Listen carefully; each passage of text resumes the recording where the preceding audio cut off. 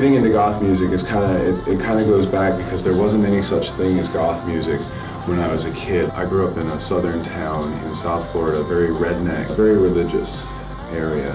I had the misfortune of attending a Christian academy for kindergarten and first grade, and largely because the church was so opposed to rock and roll, I got very into rock and roll. And then in my teens I started playing the drums, got involved in live sound, and started playing in nightclubs and doing sound and stuff, and sneaking into clubs when I was underage, and Studio One and Limelight and Pyramid and the Bank and stuff like that. Alternative music is usually where the expression of change in the zeitgeist is first to be found.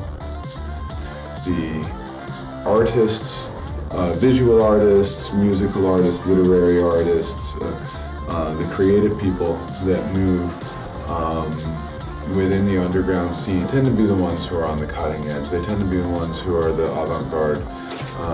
They tend to be the ones who are thinking about what kind of future they want. As a DJ, I like to have a strong sense of history in what I'm doing. Like, I like to relate music through its context as well as through its key or its rhythm. I've done a couple of thousand events, more than a couple of thousand events in my 13 years as a DJ. I've had a lot of opportunity to explore a lot of different music. Everybody relates to music in their own way.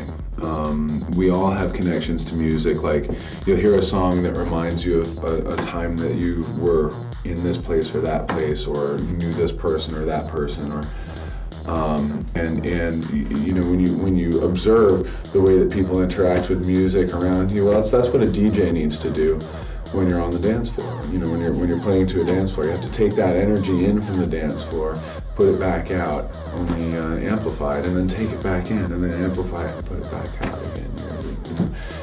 If you're not relating to the audience, you know, you're not doing a good job as a DJ.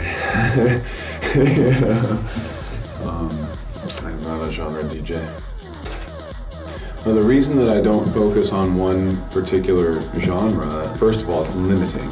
When I play in a goth club, I bring a lot of music from different places, a lot of different, you know, instead of just, you know, well, what's on this label, what's on that label, you know, what's in this top 10, what's in that top 10. I try to bring elements from outside of the typical places, because historically speaking, when the genre sort of originated, it didn't just like spring up, born complete, you know, with a complete vision and a complete look and a complete sound. What it was an amalgamation of, you know, a whole bunch of different things from a whole bunch of different places. If you don't continue to infuse that life in from different places, then it rapidly starts to spiral in on itself and becomes a parody of itself. I like to bring in stuff like I've brought in a lot of, you know, elements like drum and bass elements and stuff, break beats and things. And the fresh stuff is not coming from the same sources. You know, you gotta keep digging when you really want to find good fresh stuff. There's all kinds of weird stuff that finds its way into my playlists, you know. I never know what I'm gonna play until I'm playing it anyway. Geeks Riot.